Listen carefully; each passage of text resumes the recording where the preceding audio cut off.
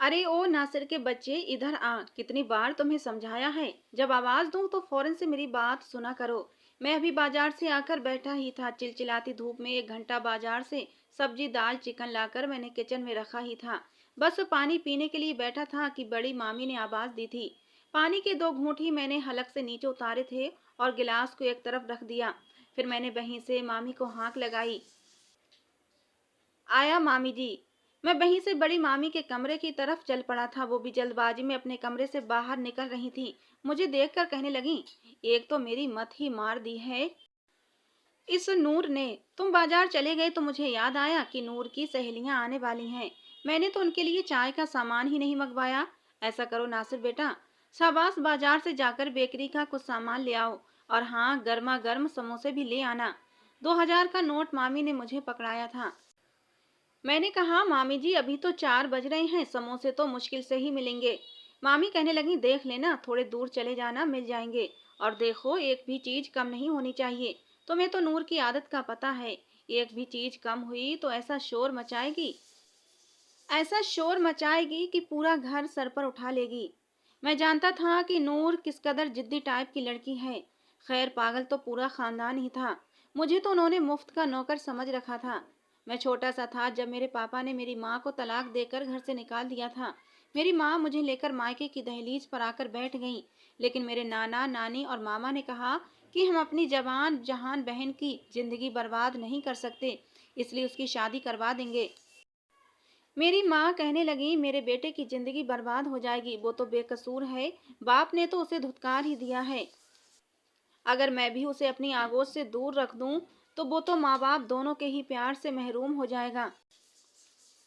लेकिन मेरी माँ की किसी ने नहीं सुनी। सबने कहा, कोई बात नहीं, बच्चा है, बच्चों के साथ रहकर पल जाएगा, लेकिन तुम्हारी जिंदगी बर्बाद नहीं होने देंगे। यही हुआ था। मैं 5 साल का था जब मेरी माँ की दूसरी शादी हो गई। उस रात मैं बहुत रोया था। मम्मी की विदाई के वक्त मैं अपनी माँ का रूसी दुपट्टा पकड़ लिया था। मैंने कहा, माँ मुझे छोड़कर मत जाओ, मुझे भी अपने साथ ले जाओ। माँ, मुझे तुम्हारे बगैर नींद नहीं आएगी। तुम्हें पता है ना, मुझे अकेले में डर लगता है। जब तक मैं तुम्हारे साथ न सोऊं मुझे नींद नहीं आती। मेरी माँ भी आंसू बहा रही थी, लेकिन मेरे मामा ने बड़ी बेदर्दी से मेरा हाथ पकड़कर मेरी माँ से मुझे जुदा कर दिया। मैं बिलख बिलख के रो रहा था। मेरी माँ भी पलट पलट के बार बार मुझे ही देख रही थी। आंसू उनकी आंखों से भी बह रहे थे। जिस आदमी से मेरी माँ की शादी हुई थी वो उसे अपने साथ कनाडा लेकर जाने वाला था। फिर पता नहीं मुझे अपनी माँ का चेहरा कब देखने को मिलता। खैर, उस पूरी रात मैं रोता रहा था। कुछ दिन तो मेरी मामियों ने मेरे साथ बहुत ही अच्छा व्यवहार रखा था। खाना भी अपने हाथों से खिलाती रहीं। लेकिन समय गुजरने के साथ साथ सबको ही अपनी औलादें प्यारी होने लगी थीं, इसलिए उनका ध्यान मेरी तरफ से हटता चला गया। मेरे मामा का भी बस मुझ पर यह एहसान था कि मेरी पढ़ाई नहीं छुटवाई थी।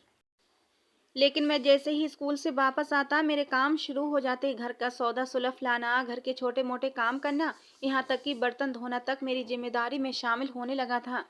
नाना नानी भी अब इस दुनिया से जा चुके थे, वरना नानी की मौजूदगी में मुमानी फिर भी थोड़ा सा लिहाज बरत जाती थी। अब तो मेरे सारे कजिन भी मुझे घर के नौकरों जैसी ही अहमियत देते थे, और उन सब में नूर भी शामिल थी। इस घर में नूर के नखरे इसलिए भी ज्यादा उठाए जाते थे क्योंकि वो पूरे खानदान की इकलौती लड़की थी। बड़ी ममानी के 2 बेटे थे और एक ही बेटी थी नूर। छोटी ममानी के 2 बेटे थे। यूं नूर की अहमियत खुद ब खुद घर में बढ़ चुकी थी। मेरी माँ जो विदा होकर गईं तो पलटकर नहीं लौटी थीं। हाँ, कुछ महीने बाद एक फोन आ जाता जिसमें बस मुझे इतना ही समय मिलता कि मैं 1 मिनट के लिए अपनी माँ की आवाज़ सुन लेता था।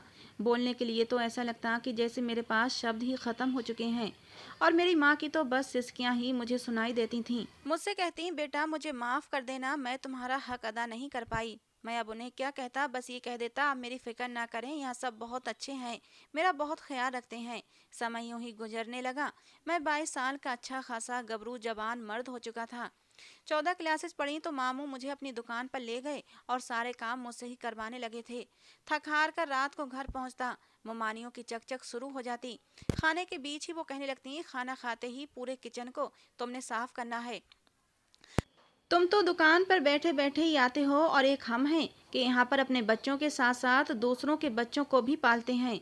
मैंने आज तक कभी अपनी किसी मुमानी की बात पर इनकार नहीं किया था, क्योंकि कुछ भी कहो, उनके मुझ पर बहुत एहसान थे। मेरे सारे खर्चे वही लोग उठा रहे थे।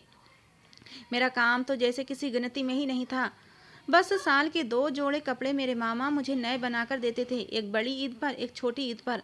बाकी मैं अपने कजिन की उतरन ही पहन लेता था। लेकिन मैं अपनी ज़िंदगी में बहुत खुश था, क्योंकि 5 साल की उम्र में पहला समझौता किया था अपनी माँ के बगैर रहने का। और उसके बाद तो समझौता करना जैसे मेरी आदत सी हो गई थी। अभी भी मैं इस जून की गर्मी में चिलचिलाती धूप में घर का सामान लेकर आया था, लेकिन मुझे दोबारा से जाना पड़ा था। चाय का सामान लाकर सेल पर रखा तो ममानी कहने लगी, कितनी देर लगा दी नासिर तुमने। अब जल्दी से चाय बनाओ और ऐसा करना कि ये सारी चीज़ें प्लेटों में सजाकर नूर के कमरे में रख आना। मैंने फटाफट से चाय बनाई, सारी चीज़ें सजाकर और ट्रॉली लेकर नूर के कमरे की तरफ चला आया। मेरा इरादा कमरे के अंदर जाने का हरगिज ना था। मुझे लगा कि नूर कमरे का दरवाज़ा खोलेगी तो मैं ट्रॉली उसके हवाले कर दूंगा, लेकिन वो कहने लगी, अंदर आ जाओ नासिर। मुझे मजबूरन ट्रॉली लेकर उसके कमरे में जाना पड़ा। नूर के साथ उसकी 4 सहेलियां और भी मौजूद थीं। वो देखते ही नूर से पूछने लगी, नूर ये कौन है? क्या तुम्हारे घर का नया नौकर है? नूर कहने लगी, बस यही समझ लो, मेरे ही बाप के टुकड़ों पर पल रहा है। मेरा फूफीजाद है। वही घमंडी अंदाज था नूर का, हमेशा ऐसा ही करती थी और हर वक्त मुझे यही एहसास दिलाती रहती कि तुम हमारे टुकड़ों पर पल रहे हो। मैं चुपचाप उसकी सारी बातें सुनता रहा। उसके दोस्तों में से एक कहने लगी, अरे देखने में कितना हैंडसम है। पहली बार मैंने किसी लड़की के मुंह से अपनी इस तरह की तारीफ सुनी थी। मुझे बड़ा अजीब सा लगा था। मैंने ट्रॉली रखी और फौरन से बाहर की राह ली थी, लेकिन जाते जाते नूर के दोस्तों की बातें मेरे कानों में टकरा गई थीं। वो शायद मेरी खूबसूरती से इम्प्रेस हो गई थीं, और ये सच भी था कि मैं बेहद खूबसूरत नौजवान था। पुराने कपड़ों में भी मैं अपने कजिन में सबसे ज़्यादा स्मार्ट लगता था। मैं वापस किचन में आ गया। पूरा सिंक बर्तनों के ढेर से भरा हुआ था। बर्तन धोने लगा और अपनी पुरानी जिंदगी के बारे में सोचने लगा। मैंने अपने आप को पत्थर का बना लिया था, और ये शायद मेरे जीने के लिए बहुत ज़रूरी था, क्योंकि अगर मैं सबके रवैये और तानों को दिल से लगा लेता तो शायद मेरे लिए यहाँ पर रहना और भी मुश्किल हो जाता। जब से मैं दुकान पर बैठने लगा था, मेरे मामू मुझे तनख्वाह के तौर पर कुछ हजार रुपये भी दे देते थे, और उस बात पर भी एहसान जताते थे। कहते थे, तुम्हारे सारे खर्चे तो हम पूरे करते हैं। ये पैसे तो तुम्हें दे रहे हैं ताकि तुम इन्हें संभाल कर रखो और मुश्किल समय में काम आ जाएं, और फिजूल खर्चे में मत उड़ाना। बड़े मामू ने नूर को कॉलेज छोड़ने और लेने की जिम्मेदारी भी मुझ पर ही लगा रखी थी। सुबह जब मैं उठता तो सबसे पहले अपनी मुमानियों के साथ मिलकर नाश्ता बनवाता था। नाश्ता वगैरह करके नूर को उसके कॉलेज बाइक पर छोड़ने जाता, और वापसी में घर का सामान वगैरह लाने के बाद मैं घर के छोटे मोटे काम करता। नूर की कॉलेज से छुट्टी होती तो उसे घर छोड़कर ही मैं अपने मामू की दुकान पर चला जाता। नूर के 2 भाई थे, लेकिन उसकी जिम्मेदारी उठाने को कोई तैयार न था। मामू की कपड़े की दुकान थी। बाकी का पूरा दिन मैं कपड़े की दुकान पर ही बैठा रहता था। समय यूं ही गुजर रहा था कि जब मैंने एक बात नोट की कि नूर की जिस सहेली ने मेरी तारीफ की थी, उसका आना जाना हमारे घर में बढ़ने लगा था। और मैंने ये बात भी देखी थी कि वो लड़की नूर के कमरे की बजाय हॉल में सोफे पर ही बैठ जाती थी और वहीं नूर से बातें करती रहती। मैं उस समय बाहर गार्डन में लगे पौधों को पानी दे रहा होता था, और वहां से वो मुझे लगातार देखती रहती थी। उसकी नजरें मेरे ऊपर ही टिकी होती थीं। उसकी आंखों में मैंने अपने लिए पसंदीदगी देख ली थी। अच्छी खुशशक्ल लड़की थी और अमीर भी बहुत थी। अपने ड्राइवर के साथ ही गाड़ी में आती जाती थी। मुझे उसमें कोई गर्ज न थी, लेकिन एक बार जो मेरे कानों ने सुना, मुझे यकीन नहीं आ रहा था। हमारा किचन बाहर आंगन में ही बना हुआ था। मेरी नानी का घर पुराने जमाने का बना हुआ था। कमरे अंदर की तरफ थे, लेकिन किचन आंगन में ही था। मैं बर्तन धोकर जैसे ही बाहर आने लगा तो मेरे कानों में नूर और उसकी सहेली की बातों की आवाज़ आई थी। वो नूर से कह रही थी, नूर मुझे तुम्हारे कजिन से मोहब्बत हो गई है। मुझे ये बहुत अच्छा लगता है। अपने दोस्त की बात सुनकर नूर हंसते हुए कहने लगी, क्या पागल हो गई हो? अरे उसकी औकात ही क्या है, मेरे बाप के टुकड़ों पर पल रहा है। उससे शादी करोगी तुम? तुम्हारी तो सारी जिंदगी बर्बाद हो जाएगी। तुम्हें क्या हमारे घर की नौकरानी बनने का शौक है? नूर की बात सुनकर वो कहने लगी, तुम्हें क्या लगता है, नासिर से शादी करने के बाद मैं उसे यहाँ रहने दूंगी? तुम लोगों की मुफ्त की नौकरी करने के लिए छोड़ दूंगी? अरे मैं अपने माँ बाप की इकलौती बेटी हूँ। आज तक उन्होंने मेरी हर ख्वाहिश पूरी की है। अगर मैं अपने बाप से एक बार कह दूं तो वो मुझे अलग से बंगला लेकर भी दे देंगे। इसलिए मेरी जिंदगी तो नासिर के साथ बड़ी खुशहाल गुजरने वाली है, और वो पढ़ा लिखा है। जब मेरे बाप के ऑफिस में काम करने लगेगा तो अच्छा खासा कमाने भी लगेगा। उस लड़की की बात सुनकर पहली बार मुझे लगा था कि मैं कोई फालतू और बेकार चीज नहीं हूँ। मैंने बीकॉम का रखा था, हिसाब किताब में भी मेरा दिमाग बहुत तेज था। मामू की दुकान के सारे मामलात मैं ही देखा करता था। मैंने सोचा कि अगर ऐसा हो जाए तो अच्छा है, मेरी जिंदगी में भी सुकून आ जाएगा। नूर अपनी दोस्त की बात सुनकर खामोश बैठी रही थी। उसकी दोस्त वहां से चली गई, मगर उसके बाद नूर के रवैये में अजीब सा बदलाव मैंने महसूस किया था। अब वो मुझे ताने नहीं देती थी। एक बार जब मैं दुकान से घर वापस आया तो मामू के कुछ मेहमान आए बैठे थे। मुमानी ने मुझे दरवाजे से ही वापस भेज दिया। कहने लगी कि जाओ जल्दी से चाय का सामान ले आओ, तुम्हारे मामू के दोस्त आए हैं। मैं थका हारा दुकान से लौटा था, लेकिन फौरन से मामू के दोस्तों के लिए सामान लेने चला गया और फिर उन्हें चाय बनाकर भी भेजी। सब लोग खाना खा चुके थे और अपने अपने कमरों में सोने के लिए चले भी गए थे। मैं किचन में आया तो किचन की हालत बिगड़ी पड़ी थी, लेकिन मेरी भूख का ये हाल था कि मुझसे बर्दाश्त नहीं हो रही थी। मैंने जल्दी से फ्रिज खोल कर देखा तो खाना नहीं था, शायद ख़त्म हो चुका था। मैंने सोचा चलो सूखी रोटी ही खाकर पानी पी लेता हूँ, लेकिन जैसे ही हॉटपॉट खोलकर देखा तो वो भी खाली पड़ा था। उस वक्त मुझे अपनी माँ की बहुत तेजी से याद आई थी। अगर मेरी माँ होती तो मेरे लिए कुछ ना कुछ तो जरूर रखती। फ्रिज में आटा तो मौजूद था, अंडे भी थे, लेकिन मुझ में इतनी हिम्मत न थी कि मैं अपने लिए कुछ बना लेता। इसलिए पानी का गिलास पिया और बर्तन धोने लगा। अभी मुझे कुछ ही देर हुई थी कि नूर किचन में आ गई। कहने लगी, ये तुम क्या कर रहे हो? मैंने कहा, बर्तन धो रहा हूँ। तुम्हें तो पता है कि मुमानी को गंदा किचन पसंद नहीं है। वो मेरे पास आकर खड़ी हो गई। कहने लगी, तुमने खाना खाया है? उसकी बात मेरे लिए हैरान कर देने वाली थी। मैंने कहा, नहीं। ये सुनकर उसने फ्रिज में से आटा निकाला, 2 अंडे निकाले। मुझे लगा शायद उसे भी भूख लगी है। उसने 2 पराठे बनाए और ऑमलेट भी बनाया। फिर कहने लगी, ये लो खा लो। उसकी इस मेहरबानी पर मैं जितना भी हैरान होता उतना कम था। मैंने कहा, ये तुमने मेरे लिए बनाया है? मुझे अब भी यकीन नहीं हो रहा था। कहने लगी, हाँ तुम्हारे लिए ही बनाया है। क्या तुम इंसान नहीं हो? क्या तुम्हें भूख नहीं लग सकती? सारा दिन तुम सारे काम करते हो, लेकिन किसी को भी तुम्हारा एहसास नहीं है। मुझे बिल्कुल भी समझ नहीं आ रहा था कि नूर को हुआ क्या है। उसने टेबल पर खाना रखा और मुझसे कहने लगी, छोड़ो ये बर्तन, इसे मैं कर दूंगी, तुम खाना खाओ, तुम सुबह से भूखे हो। आज तक नूर ने कभी एक गिलास पानी तक खुद से उठकर नहीं पिया था। उसके लिए भी मुमानी या मुझसे ही कहती थी, लेकिन अगर कभी मूड होता तो किचन में आकर अपनी पसंद की चीज़ें बना लेती थी। लेकिन मेरे लिए उसका अपने हाथों से खाना बनाकर देना कोई छोटी बात न थी। खैर, मैं खाना खाने लगा तो वो मेरे बराबर कुर्सी पर ही बैठ गई और मुझसे कहने लगी, नासिर, मुझे इस बात का एहसास हुआ है कि मैं तो नूर का लहजा सुनकर ही हैरान था, वरना वो हर वक्त तंज के नस्तर चलाती रहती थी और लहजा भी कड़क रखती थी, लेकिन आज तो वो बड़े मीठे लहजे में बात कर रही थी। कहने लगी, मुझे एहसास है कि मेरे घर वाले तुम्हारे साथ अच्छा व्यवहार नहीं रखते।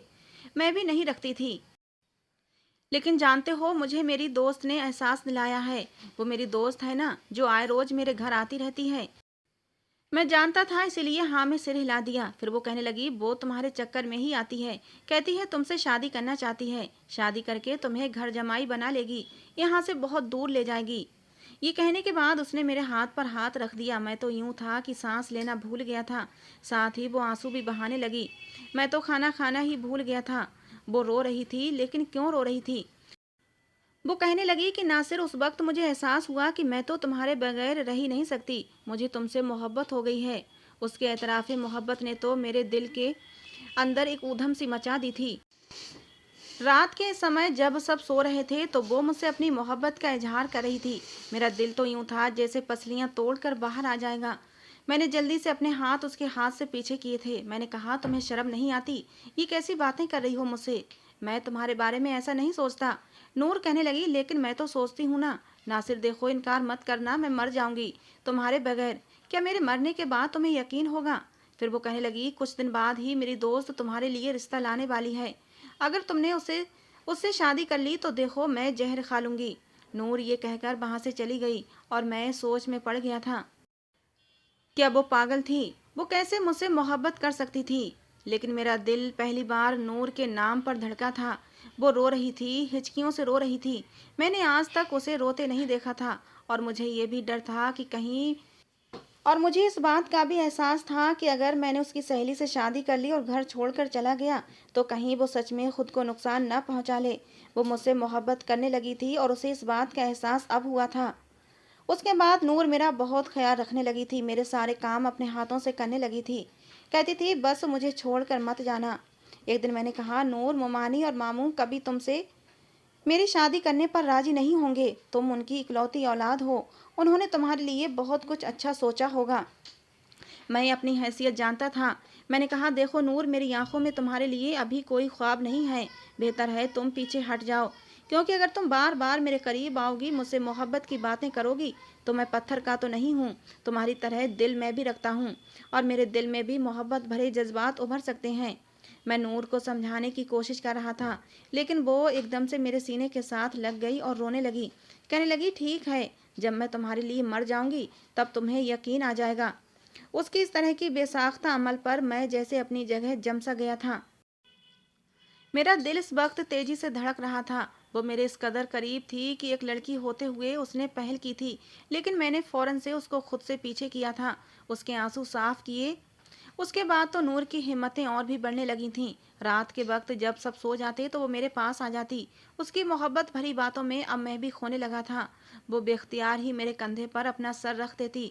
मुझे तो यही डर रहता कि कहीं कोई देख न ले, लेकिन वो दिन भर मेरे करीब से करीब आने की कोशिश करती रहती कि मेरा खुद पर काबू मुश्किल हो जाता था। मैं भी अब नूर से मोहब्बत करने लगा था। कुछ दिन बाद नूर की दोस्त अपने माँ बाप के साथ हमारे घर आई थी। उसके माँ बाप अपनी लड़की के लिए रिश्ता मांग रहे थे। मेरी ममानी और मामा हैरान थे।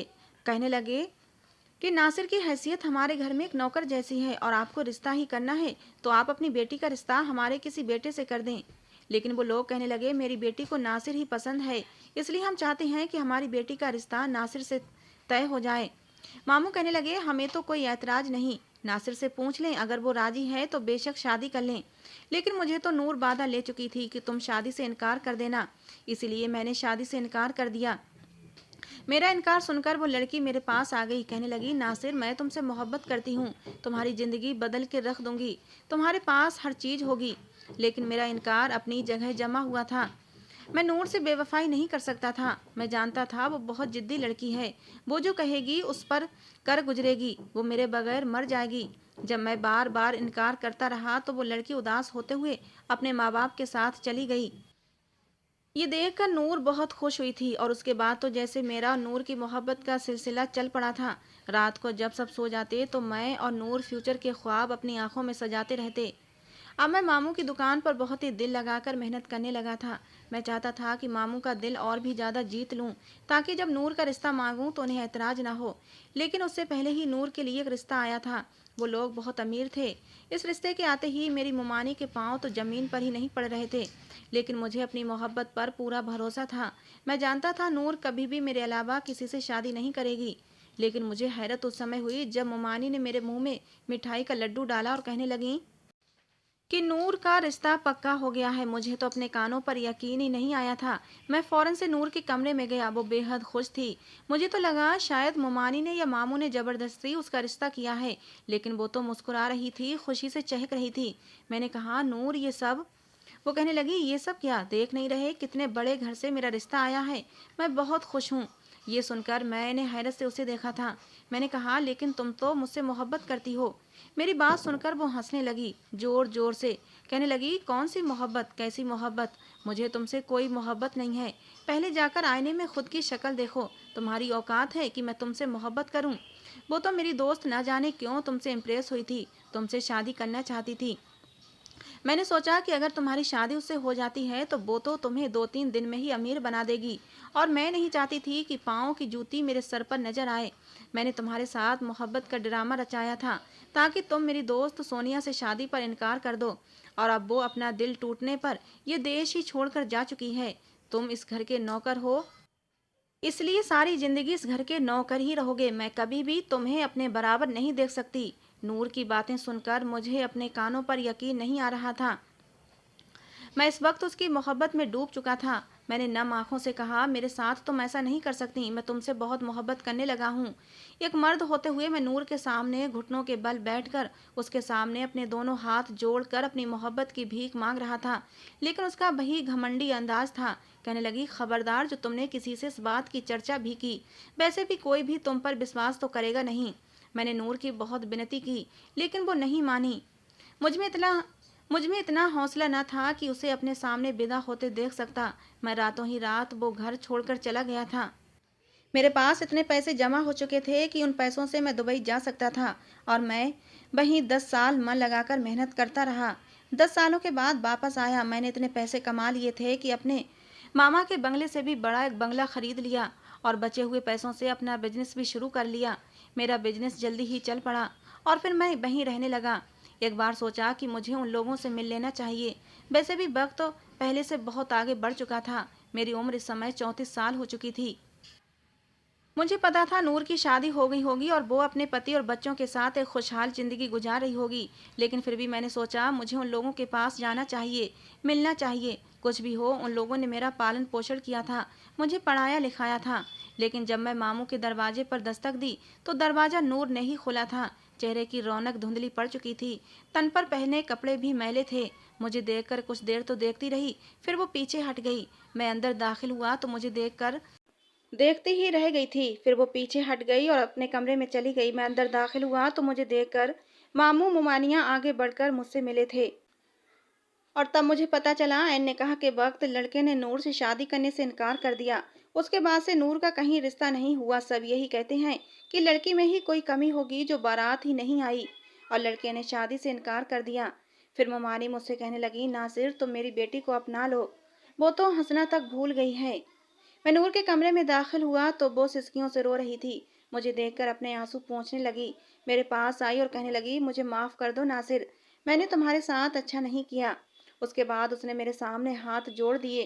कहने लगी, मुझे तुम्हारी आह लग गई है, मैंने तुम्हारा दिल दुखाया था। वो बिल्कुल बदल गई थी, मेरे सामने हाथ जोड़े माफियां भी मांग रही थी। लेकिन मैं ये सोच रहा था क्या करूं, क्या उसे माफ कर दूं, क्योंकि मेरे दिल में आज भी वही मौजूद थी, और मैं नूर की तरह पत्थर दिल भी न था। लेकिन फिर भी आपसे पूछ रहा हूँ, मुझे क्या करना चाहिए। आज की हमारी ये कहानी आपको कैसी लगी जरूर बताना। पसंद आई हो तो प्लीज़ लाइक करना। रोज एक नई कहानी सुनने के लिए हमारे चैनल को भी सब्सक्राइब करना।